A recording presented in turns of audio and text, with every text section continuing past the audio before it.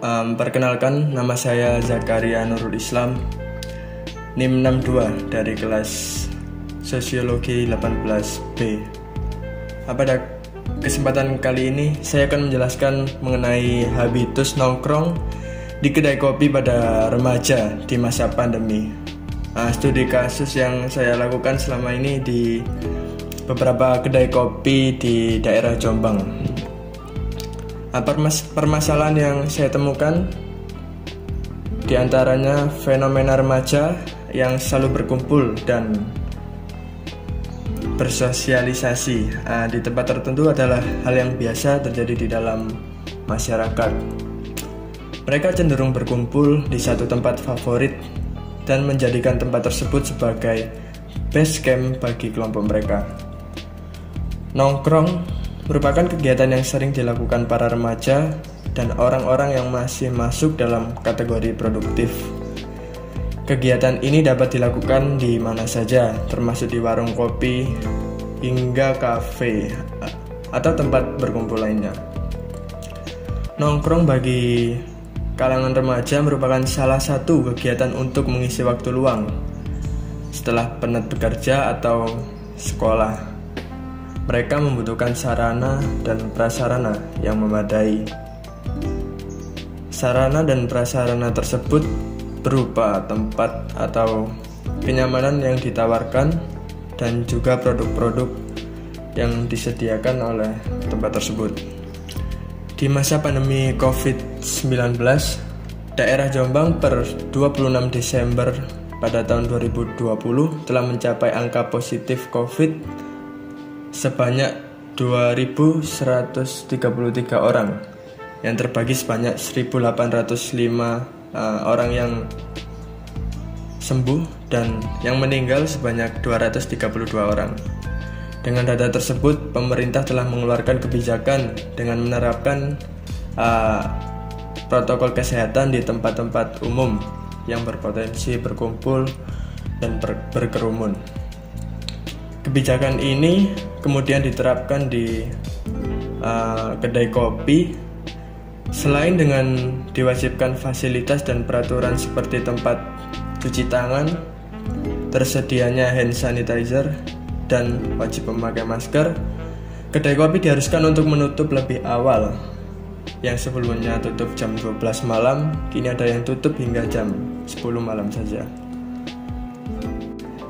Di samping masih banyak ditemukannya kedai kopi yang tidak menerapkan protokol kesehatan, masyarakat atau khususnya kalangan remaja ini nongkrong di kedai kopi pun juga tidak melaksanakan protokol kesehatan seperti tidak menggunakan masker, tidak mencuci tangan, tidak menjaga jarak, dan lain sebagainya.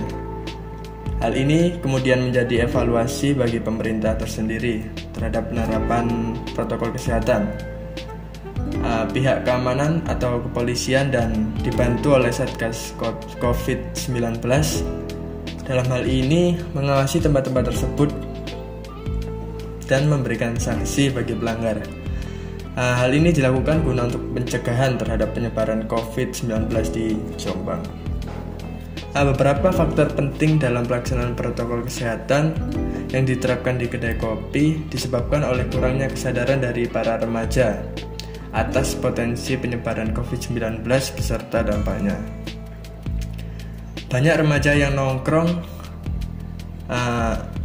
yang mungkin sebagai kebiasaan atau kebudayaan ialah imbas dari pembelajaran yang dilakukan secara daring.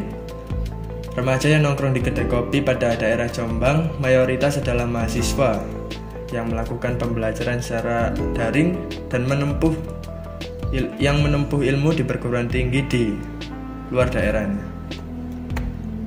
Melihat permasalahan tersebut, kami menggunakan perspektif dari teori habitus, konsep dari Pierre Bourdieu. Konsep habitus ini dirumuskan oleh Bourdieu sebagai analisis sosiologis terhadap perilaku manusia.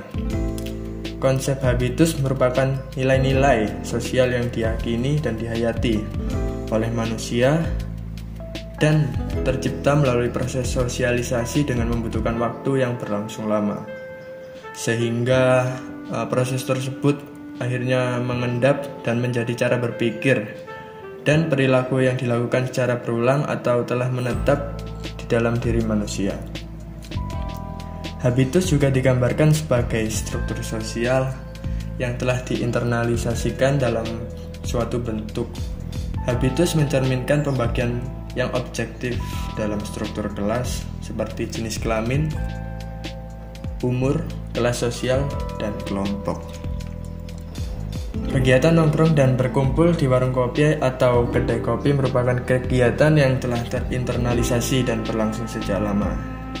Seperti yang kita ketahui bahwa remaja memiliki hubungan pertemanan, komunitas, kesamaan hobi, dan waktu luang yang lebih banyak dibanding dengan orang dewasa yang memiliki tanggung jawab lebih seperti orang yang sudah berkeluarga.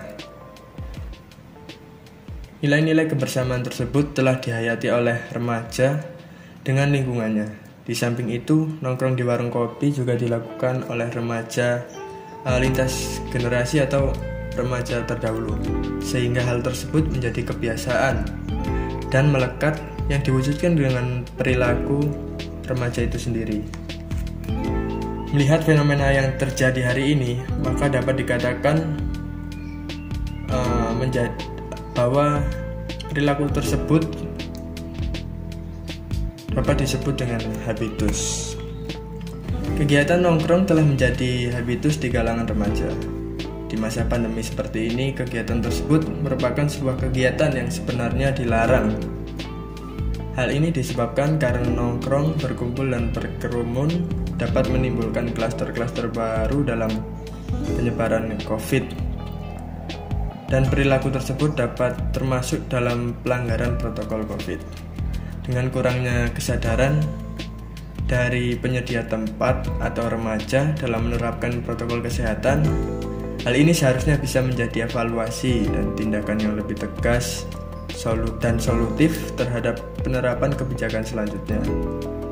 Di samping untuk memprioritaskan kesehatan, faktor ekonomi seharusnya juga dapat berjalan dengan semestinya. Dari beberapa penjelasan mengenai poin-poin tadi, dapat saya simpulkan bahwa pada masa pandemi ini, kegiatan nongkrong di kedai kopi telah menjadi habitus remaja di Jombang, sehingga penerapan protokol kesehatan sulit untuk diterapkan. Habitus nongkrong di kalangan remaja ini berlangsung sejak lama dari lintas generasi. Namun perlu adanya proses dari internalisasi dengan waktu yang cukup lama untuk penerapan protokol kesehatan dapat berjalan dengan optimal. Di samping menjadi suatu habitus di kalangan remaja, sulitnya penerapan protokol kesehatan disebabkan oleh faktor ekonomi, dan faktor ekonomi ini sangat penting mengingat bahwa kedai kopi tersebut perlu mendapatkan keuntungan dan tetap beroperasi selama masa pandemi. Oke, sekian penjelasan dari saya mengenai habitus nongkrong di kedai kopi pada kalangan remaja. Terima kasih. Assalamualaikum warahmatullahi wabarakatuh.